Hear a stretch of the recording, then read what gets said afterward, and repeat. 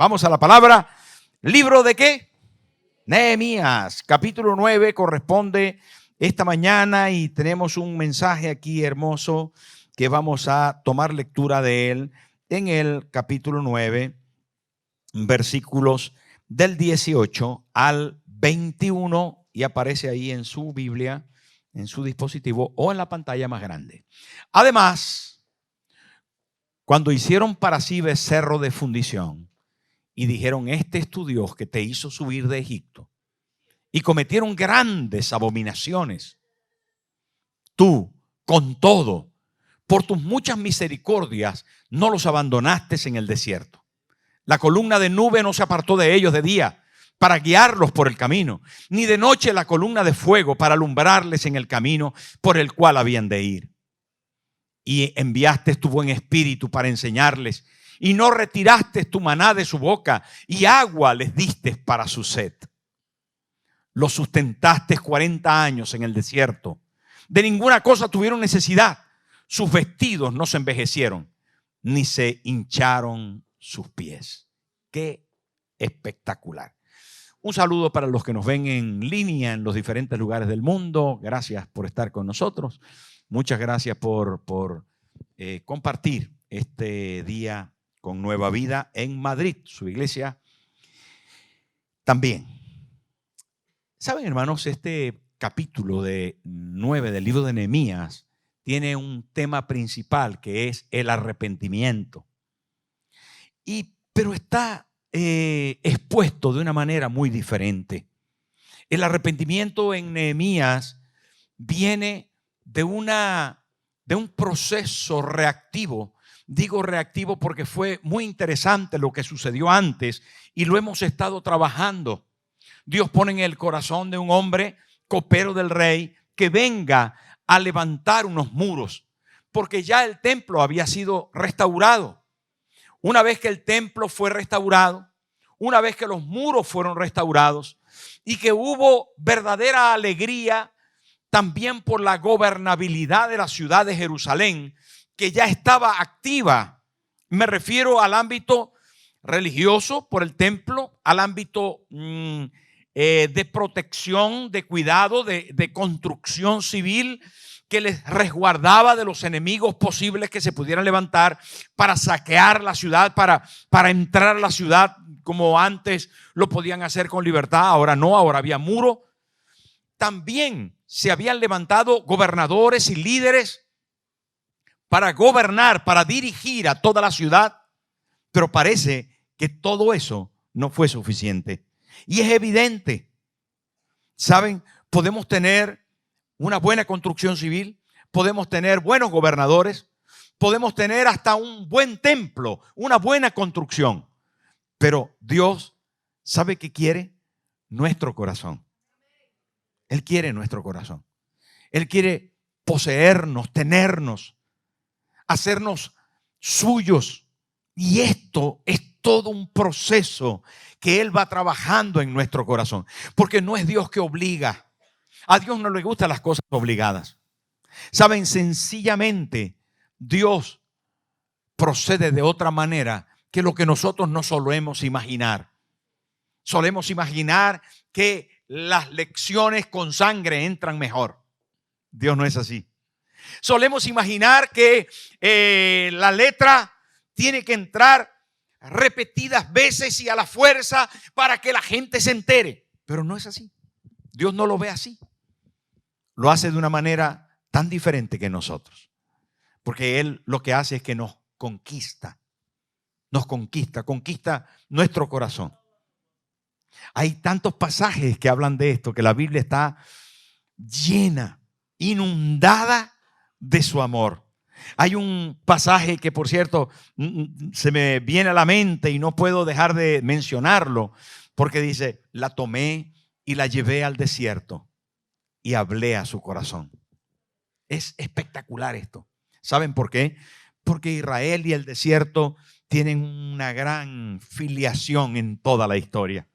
Pero aquí en el capítulo 9 también aparece eso. Y aparece que Dios conduce a su pueblo a un arrepentimiento de una forma tan bonita, tan sensible, que me gusta mucho, haciendo el mensaje, estudiando, estaba conmovido porque no solemos pensar en esto nosotros cuando hablamos del arrepentimiento. Parece que se nos viene a la mente presión, se nos viene a la mente obligación y muchas veces también arrepentimiento o gusano o fuego o infierno. ¿A que sí? Porque o te arrepientes o te vas para el infierno. Eso es lo que suele decirse, ¿no? Pero en este capítulo no es así. Y arrepentimiento, para poderlo entender a profundidad, está conceptualizado en el Antiguo y en el Nuevo Testamento de una manera bien clara y precisa.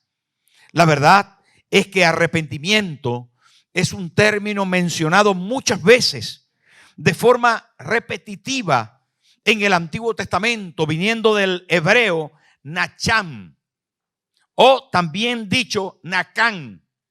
Ese término quiere decir cambiar de parecer, pero también quiere decir volverse o retornar en la palabra sub del hebreo, retornar, y aparece 40 veces el cambio de parecer o de idea, y aparece 1056 veces el devolverse, el retornar, el tomar otro camino que el que llevaba. En el Nuevo Testamento hay una palabra, por cierto, del griego, porque el Nuevo Testamento ya se tradujo al griego, y el término griego se llama metanoia, que quiere igualmente decir cambio de rumbo, darse la vuelta, convertirse. Voy por una senda y cambio absoluta y totalmente de dirección. Eso quiere decir metanoia. Pero metanoia, al aplicarse al mundo de la fe, al evangelio, encontramos que también es un cambio moral en el modo de creer y en el modo de actuar. De forma que en el evangelio es un llamado al hombre para que vuelva de sus pensamientos y caminos a los pensamientos y caminos de Dios. Eso es arrepentimiento. De forma que cuando hablamos de arrepentimiento tenemos que ir a Cristo, tenemos que ir a Juan el Bautista, tenemos que ir a Pedro, a Pablo y a los apóstoles que dijeron: arrepentíos y convertíos y volveos al Señor. Eso dijeron: arrepentíos, que el reino de los cielos se ha acercado. Arrepiéntete y deja las obras anteriores. Eso se repite en las Escrituras en el Nuevo Testamento. ¿Saben? Encontramos que junto al arrepentimiento tiene que haber dolor, tristeza, determinación de cambio. La idea de arrepentimiento entonces sigue siendo un cambio de mente, un cambio de actividad, un cambio de estilo de vida que implicará un cambio de sentimiento, de conducta, un cambio radical. Eso es arrepentimiento. No tiene nada que ver con lo que algunas veces se presenta en la vida del ser humano, que es remordimiento. Es diferente. Arrepentimiento y remordimiento son dos cosas diferentes. Remordimiento es más sensitivo. Remordimiento es un sentimiento de dolor porque lo he hecho mal. El arrepentimiento contiene eso, pero no termina en el dolor por haberlo hecho mal, sino termina en la determinación de cambio. Si no hay una determinación de cambio después del sentimiento de haberlo hecho mal, entonces no se llama arrepentimiento, se queda en remordimiento. Así que remordimiento es un sentimiento escaso que no cumple la función que debería, porque se queda en nada. Eso como que usted se levanta así: tengo unas ganas hoy de trabajar, pero me las voy a aguantar. Eso es más o menos así, ¿no? Más o menos así. Que se queda en nada, ¿no? Se queda en nada. Es la ilusión de que va a trabajar, pero nada. Solamente era una ilusión. Así es el remordimiento. Es solamente un sentimiento que no tiene ningún futuro. Pero el arrepentimiento sí. Y se hace patente cuando hay una determinación de cambio. Digo todo esto porque se experimentó en la Biblia momentos de arrepentimiento en muchas ocasiones. De hecho, la Biblia, cuyo tema principal es Cristo y su amor, debe estar acompañado por un verdadero arrepentimiento para poder aceptarlo, para poder aceptar ese tema principal que es Cristo y su amor. Por lo tanto, la gente que venía a Juan el Bautista para volverse a Dios eran exhortados a devolverse de sus obras. Los discípulos predicaron el arrepentimiento de pecados y la conversión a Dios.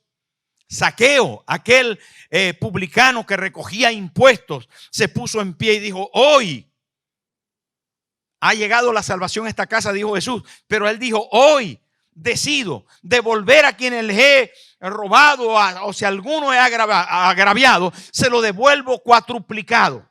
Y la mitad de los bienes les doy a los pobres. Yo me quedo con la mitad de lo que tengo y voy a devolver. ¿Ve? Eso estaba dando muestras de un genuino arrepentimiento. Arrepentimiento sin corrección, sin restitución, no tiene sentido. ¿Verdad? No, yo estoy muy arrepentido. Déjame ver el fruto de eso. Déjame ver. ¿Verdad? Porque a veces sí, me arrepiento, pero no, es remordimiento. No es más que un sentimiento momentáneo. Entonces, el verdadero arrepentimiento es eso. Y aparece una y otra vez, lo repito. Pero en el libro de Nehemías, capítulo 9, el arrepentimiento tiene una nota extraordinaria. Una nota muy bonita. No es bajo presión. Está subordinado el arrepentimiento en el libro de Nehemías, capítulo 9, a una provocación hacia él de parte de Dios. En primer lugar, un arrepentimiento provocado por la palabra de Dios. Ellos al leer se dieron cuenta que necesitaban cambiar. Y sí, efectivamente, lo dice ahí en el versículo 3. Dice: y puestos en pie en su lugar, leyeron el libro de la ley de Jehová su Dios. La cuarta parte del día. ¿Cuánto fue de día qué? La cuarta parte. ¿Cuánto es la cuarta parte del día? ¿Cuánto tiempo? Por lo menos 6 horas. 6 horas leyendo. Ya lo dijimos el domingo pasado. 6 horas leyendo la palabra. O sea, pero leyendo la palabra, confesaron sus pecados y adoraron a Dios. La palabra vino a ser para ellos como un espejo donde se vieron y dijeron: estoy despeinado. Estoy mal vestido. Estoy desaliñado. Necesito cambiar. ¿Me estoy explicando? Ellos leyeron y consiguieron que estaban lejos de los parámetros divinos, de los principios divinos. Leyeron y leyendo encontraron que se encontraban de espaldas a los principios de Dios, a los mandamientos de Dios. Por eso es tan importante la lectura bíblica, porque allí es el espejo donde nos miramos. Hay quien por la mañana se mira rápido y alguna gente ni se mira, pero otros son amigos del espejo, de una autoestima alta. Algunas son amigas del espejo y del espejo grande.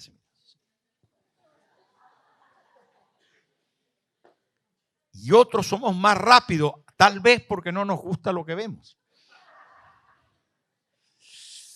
No obstante, la Biblia es como un espejo que nos deja ver qué somos, cómo somos, qué tan despelucado estás delante de Dios.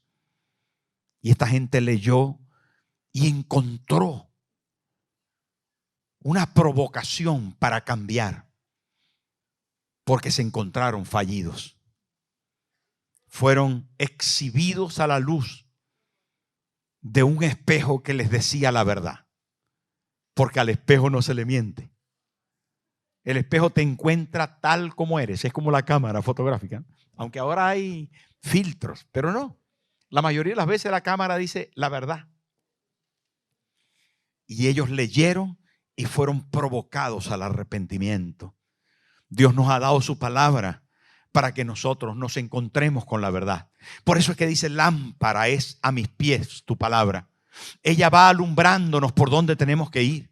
Va diciéndonos la verdad, porque de resto estamos en oscura, extraviados, perdidos. También, queridos amigos, cuando hablamos de la palabra, una provocación para el cambio, estamos hablando de que aquella gente tenía años sin leer.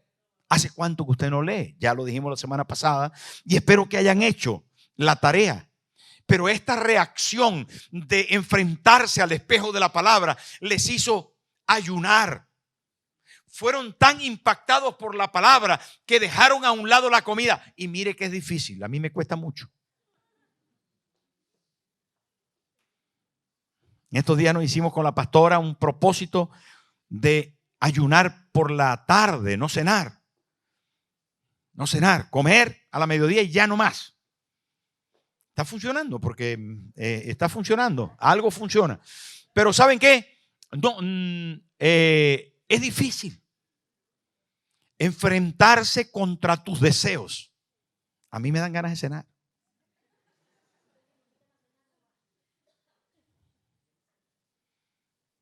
La costumbre, ¿no? Pero ellos ayunaron, no comieron. Dijeron a la comida: no, es secundario esto. Mi deseo de comer es secundario porque la palabra me tocó, dijeron ellos. Pero también no solamente ayunaron, sino que se vistieron de cilicio. Esto es de sacos de patatas, así, de áspero, ¿no? De ropa áspera. Porque dijeron a la moda: fuera. ¿Saben que es duro decirle comida fuera, moda fuera? Y dice ahí que se echaron tierra sobre la cabeza. Dijeron a su dignidad, a su autoestima: fuera. Hemos violentado los mandamientos.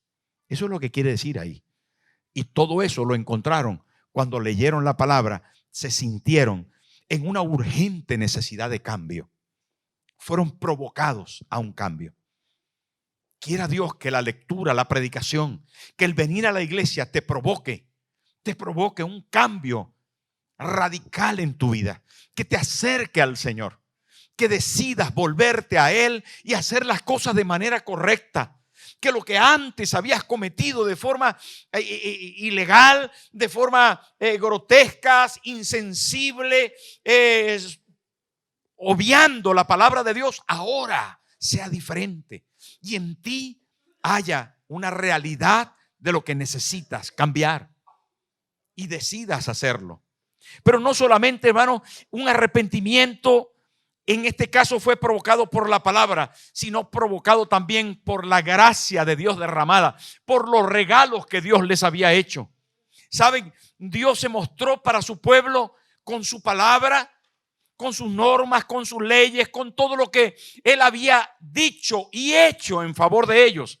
Sino también aquí les deja ver todo cuanto Dios les dio. A pesar de lo que ellos eran, recibieron favor cuando Dios llamó a Abraham, el patriarca de Israel. No era judío ni era israelita. Cuando Dios le llamó era una persona de Caldea, de Ur de los caldeos. Pero ese era el padre de la fe, que más adelante vino Isaac, vino Jacob y vino Israel.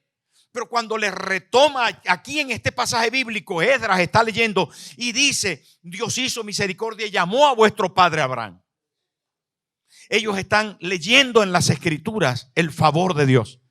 Dios llamó a una persona perdida en una zona de perdición, idólatra y profundamente alejado de los principios de Dios y de la relación de Dios, para hacerlo su amigo. Abraham fue llamado amigo de Dios. Y esto quiere decir que fue la gracia demostrada de Dios. Pero no solamente en Abraham, sino que dice la Biblia que Dios visitó a Jacob y Dios sacó a Jacob de Egipto cuando estaba esclavo. Y Dios lo sostuvo por el desierto, les dio pan, les dio agua, les dio nube de calor por la noche y nube para cubrirles del sol por el día. Les proveyó de vestidos, de alimento, de protección.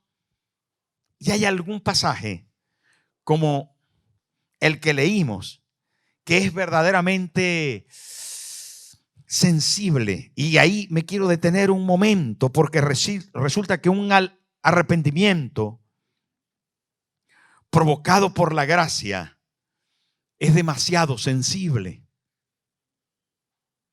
Es Dios diciendo: yo quiero que vengas a mí y te voy a conquistar. Te voy a conquistar. No voy a usar la presión. Voy a usar el amor. No voy a usar la obligación ni el castigo. Voy a usarme de la atracción más grande que puede tener una persona. Y es la generosidad, la simpatía, el amor, la dadivosidad. El bien aun cuando reciba de ti mal. Es muy fuerte. Es muy fuerte. Y entonces es allí donde dice la Biblia algo que se lo leí antes. Dice en el versículo 18 fue que leímos: además, cuando hicieron para sí becerro de fundición. Léalo bien, por favor. Ahonde conmigo. Ahonde conmigo. Además, cuando hicieron para sí becerro de fundición y dijeron: este es tu Dios que te hizo subir de Egipto. Usted se está dando cuenta de lo que está pasando aquí, ¿verdad?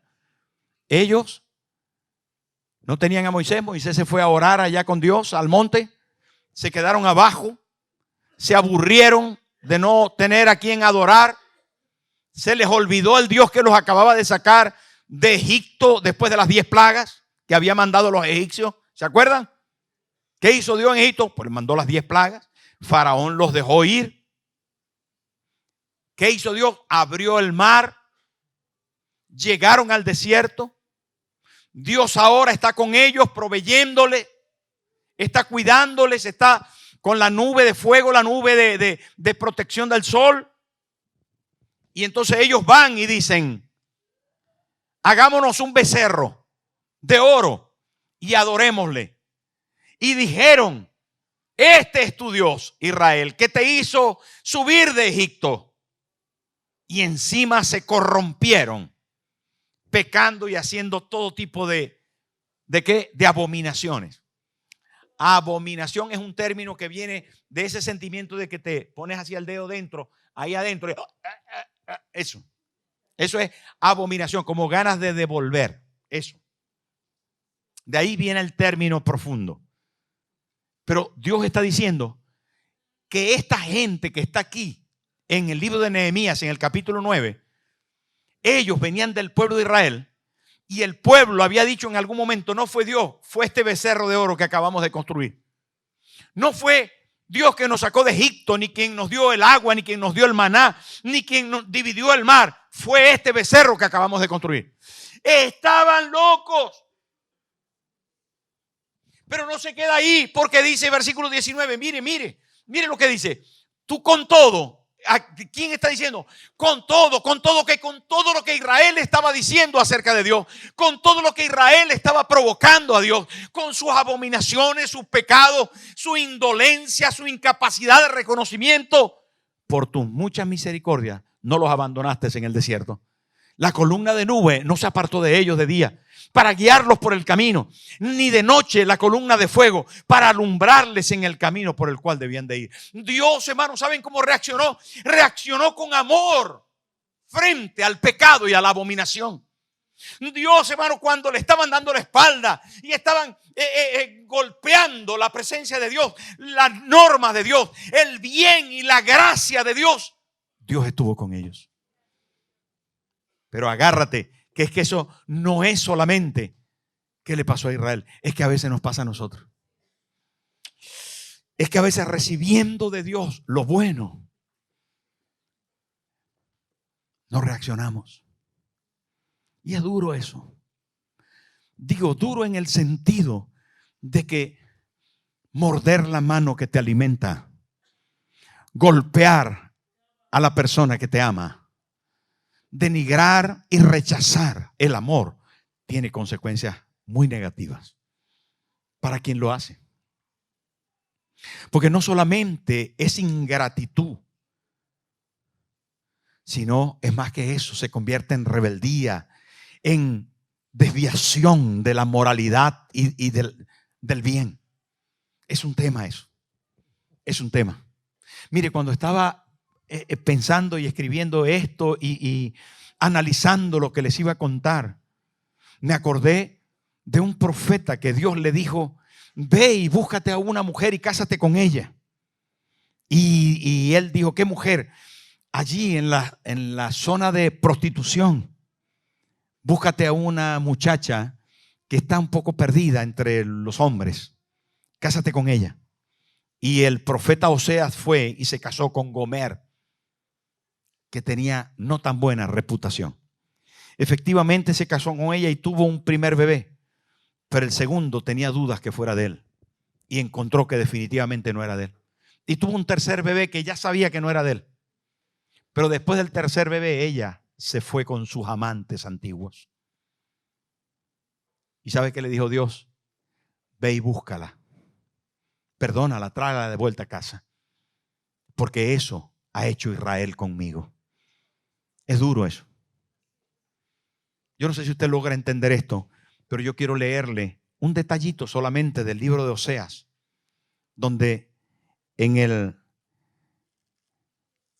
libro de Oseas aparece un sensible versículo, capítulo 2, versículo 8, que dice así: y ella no reconoció que yo le daba el trigo, el vino y el aceite, y que le multipliqué la plata y el oro que ofrecía a Baal. ¿Sabe qué hacía con lo que su marido le daba? Se lo daba a sus amantes. Hermano, arrepentimiento definitivamente en el capítulo 9 del libro de Nehemías está provocado por un amor incondicional, un amor incomprensible, indomable, imposible de soportar. Un amor imposible de soportar, al que tienes que caer rendido. A eso me refiero. Un amor que conquista más allá de las condiciones humanas, de los pensamientos humanos. Un amor al que no te puedes resistir. Cuando yo leo eso y dice que Dios estuvo con ellos proveyéndolos, ayudándonos, alumbrándolos, que Dios estuvo con ellos cuando ellos se volcaron en sus abominaciones y reconocían al becerro de oro como el que hacía las cosas. Pero también me encuentro yo en eso muchas veces. Y nos encontramos, hermanos, tantas veces con tanta generosidad de Dios para nosotros, con tanto bien, con tanto favor, con tanta misericordia, con tanto amor. Y nosotros a veces pasamos. Se nos pasan los días, agradecemos al jefe, admiramos la nómina, honramos la calle y nos olvidamos de nuestro Dios, del Dios que está intentando hacer volver nuestro corazón a Él y decirnos: yo te doy la fuerza, yo te doy la provisión, yo te doy la salud, yo te acompaño. Una y otra vez, hermano, la gracia de Dios sobre nosotros diciéndonos: soy yo, Tomás, soy yo, no te olvides de mí. Soy yo, Tomás, ahora que amaneció, no te olvides de mí. Yo lo he hecho. Y yo, despistado. Y tal vez usted está en lo mismo, despistado. No, el domingo voy. ¿Sabe qué? De verdad, un arrepentimiento expuesto de esta manera es imposible de rechazar. Está leyendo el sacerdote Esdras, el escriba, está leyendo diciendo: Dios ha sido bueno con nosotros y nosotros le hemos dado la espalda. Dios ha mostrado su favor, su misericordia, su gracia, su bien para nosotros. Nos ha alimentado, nos ha cuidado. Vino un señor de lejos y trajo su plata y construyó nuestro muro. Mandaron dinero de lejos y construyeron nuestro templo construyeron de lejos. Dice: tenemos aquí líderes que no nos merecemos y los tenemos. Tenemos aquí gente que está... ¿Saben, hermano? su gracia nos provoca para arrepentirnos.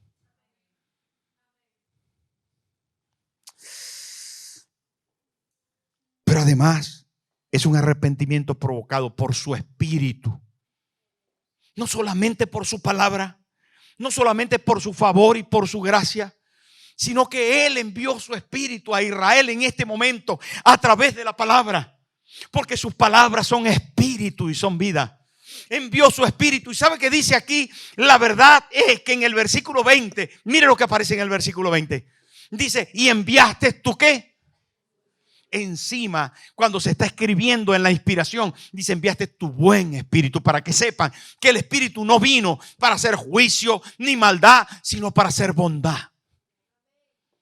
Y dice, enviaste tu buen Espíritu para enseñarles. ¿Sabe para qué fue otorgado el Espíritu Santo en el Nuevo Testamento? Para guiar a su pueblo. Ese es su principal propósito, guiarnos, redarguirnos, movernos para que andemos por buen camino. No amargarnos, no obstaculizarnos, no darnos la paliza, no hacernos sentir mal. No, es para bien. Y dice, para enseñarles. Y no retiraste tu maná de su boca y agua les diste para su sed. Pero su Espíritu vino para enseñarles. Él nos guía a toda verdad y nos enseña a nuestra medida. Yo no sé qué tan dificultoso es para ti aprender una lección, pero cada uno aprendemos de una manera diferente. Y Él lo sabe. Yo tengo conectado la escritura con que se me quede alguna cosa. Tengo que escribir. Hay algunos que de oír aprenden. Son listos. Mi hermana, Bexabé, no estudiaba nunca. Y era la mejor de la clase. Ella oía, prestaba atención, hacía las tareas que le mandaba, siempre 20. Porque ahí era de 20, la máxima nota era 20. Entonces venía 20. ¿Y saben qué pasaba? Que cuando traía 19 venía llorando. Y a mí me daba una rabia. Me daba una rabia, de verdad, decía, porque yo venía con 12, 14, 13, 10. Pasaba por los pelos. Y ella venía, no, saca 19.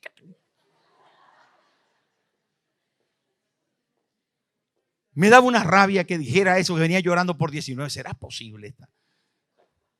¿Saben qué? Pero Dios nos enseña nuestra medida por su Espíritu. Qué bonito, ¿verdad? Por su Espíritu, Él nos acompaña, nos enseña. Tú tienes una medida apropiada y Él la conoce y envía su Espíritu para enseñarte. ¿Cómo no nos cautiva así? ¿Cómo es que podemos rechazar un amor así? Imposible, ¿verdad? Pero no solamente nos enseña nuestra medida, sino que por su Espíritu nos da testimonio de su amor eterno, nos hace sentir lo celestial y decir, yo quiero amarte y servirte, Señor. Yo lo quiero hacer porque me tocas, porque me mueves, porque definitivamente no hay nada mejor que tú. Yo estaba escribiendo esto y estudiando, me conmueve, ¿saben? Se lo digo de verdad. Me conmueve que Dios sea tan bueno para nosotros que somos tan particularmente regulares, para no decir otra cosa.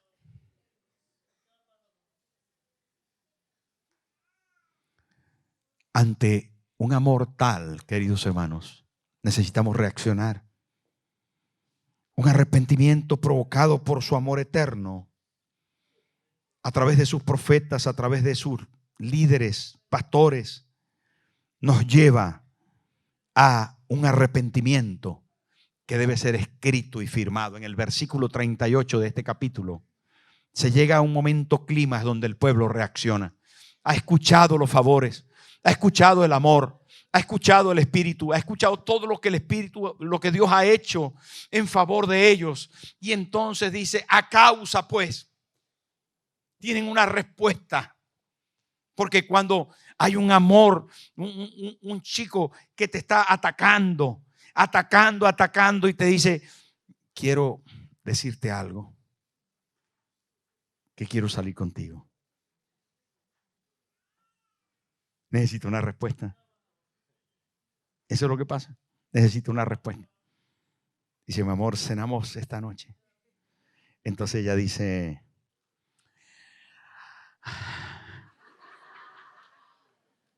¿saben? El amor expuesto necesita una respuesta, ¿sí o no? Dígamelo usted. ¿Ah? Y el amor de Dios en la cruz necesita una respuesta. Cuando Dios se hizo hombre y se entregó por nosotros y derramó su sangre, y allí en la cruz abre sus brazos y dice, te amo, de tal manera te amo que me he entregado por mí. Entonces necesito una respuesta. Y la respuesta tiene que considerarse de manera inmediata para darse. No puede esperar. La respuesta no puede esperar. ¿Y sabe qué es lo que se está esperando aquí? Un arrepentimiento genuino. Yo quiero andar contigo. Yo quiero ir a cenar contigo. Yo quiero desayunar contigo. Yo quiero vivir contigo. Yo quiero mudarme para tu casa. Yo quiero estar contigo. Porque no aguanto que te comportes conmigo así cuando yo soy así. No aguanto. Es inaceptable, inadmisible, insoportable. Tu amor es insoportable. Me rindo. Me rindo. Te amo. Te amo. Porque tú me amaste primero. Eso es lo que la Biblia responde. ¿Saben, hermano? Y ellos dijeron, a causa pues de todo esto lo he hablado y más, nosotros hacemos fiel promesa y la escribimos. Lo que se escribe es importante. Usted no escribe cualquier cosa. Usted escribe lo que a usted le llama la atención. Escribe lo que le parece importante, lo que debe recordar. Usted escribe cosas bien. Usted no escribe cualquier tontería, me imagino yo. Las cosas que se escriben no solamente son importantes, sino usted quiere que se perpetúen, que queden grabadas. Lo mismo sucedió aquí. Era tan importante su decisión que ellos quisieron que quedara grabada, pero además lo quisieron firmar y le dieron a esa realidad de la escritura, le dieron la importancia, le dieron la perpetuidad, pero también la firmaron para darle autoría, para darle personalidad, para darle identidad, para darle un valor personal de la firma que ellos estaban poniendo. Y la firmaban todos los representantes del pueblo, y dice allí que la firmaron los príncipes, los levitas, los sacerdotes, en representación de todo el pueblo, porque todo el mundo estaba diciendo, nos arrepentimos de verdad. Y que quede ahí firmado que todo el pueblo de Israel se arrepintió. Y así fue. Ante el amor de Dios y la exposición de que su palabra nos provoca, de que su gracia y favor inmerecido por nosotros nos provoca, de que su espíritu nos provoca, yo escribo y firmo y digo, yo quiero arrepentirme. Hace muchos años, se los he contado otras veces y se los voy a volver a contar. Yo estaba en el llano colombiano, en una ciudad que se llama Villavicencio. Y estaba predicando la palabra, era muy joven yo, y estaba predicando la palabra y los voceros de Cristo estaban cantando. Son una pareja, o eran una pareja de hermanos que cantaban y cantaban música llanera. Y cantaban una canción, algo así. Me aprendí un pedazo porque me llamó poderosamente la atención. Y decía la canción así: hoy yo quiero contarles con arpa, cuatro y maraca. Entonces, tenían su conjunto, uno de ellos, no, los dos tocaban guitarra, un requinto y una guitarra, ellos dos, y luego les acompañaban otras personas, pero ellos dos cantaban. Hoy yo quiero contarles la historia muy sencilla de un hombre que en su vida Benito se llamó. Era muy elocuente, predicaba la Biblia y con grandes maravillas le respaldaba a Dios. En muchas ocasiones le oí hablar del Calvario y las almas llorando venían al Señor. Era muy apreciado. No sé qué. Bueno, en fin. Era como un santo varón. Un día le dio la espalda al mensaje de Cristo y los hermanos oraron. La historia se lanza por ahí la canción a contar la historia. La historia era un predicador muy usado por Dios, pero que un día cayó. Se fue con mujeres. Los hermanos de la iglesia que le apreciaban tanto y que habían recibido tanto bien de él, oraron por él. Y Benito volvió a la iglesia. Se arrepintió. Volvió otra vez a congregarse. Pero parece que vino con una falencia y volvió a caer.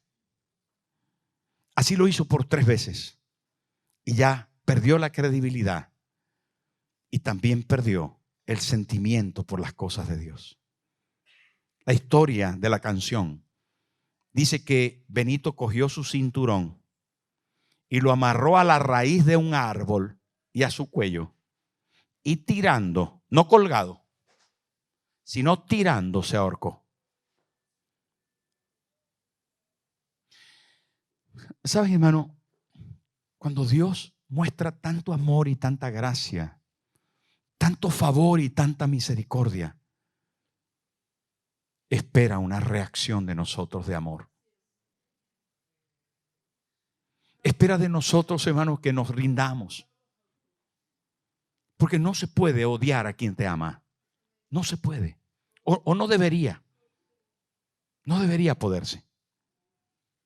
Por eso que cuando estaba leyendo el capítulo 9 de Nehemías, me doy cuenta que hoy tenemos que reaccionar y decirle: Señor, toma mi vida. Yo me arrepiento y quiero corregirme y vivir para ti.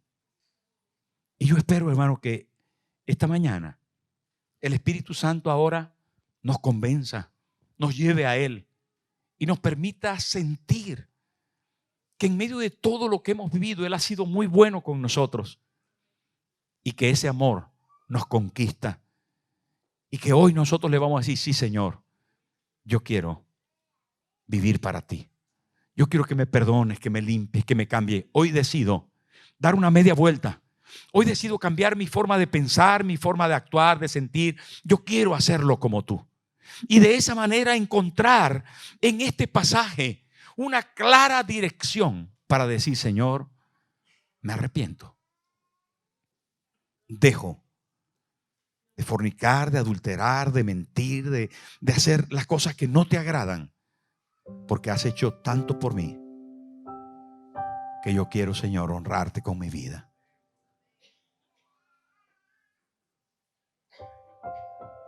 Y no esperar a que me suceda la historia de alguien que en desagradecimiento una y otra vez cae como si nada.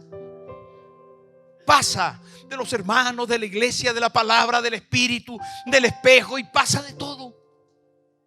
No rechaces su amor, porque Jesús sigue esperando que te vuelvas a Él. Zaqueo lo hizo, Pedro lo hizo, millones de personas lo han hecho. ¿Lo harás tú esta mañana? Póngase en pie, por favor.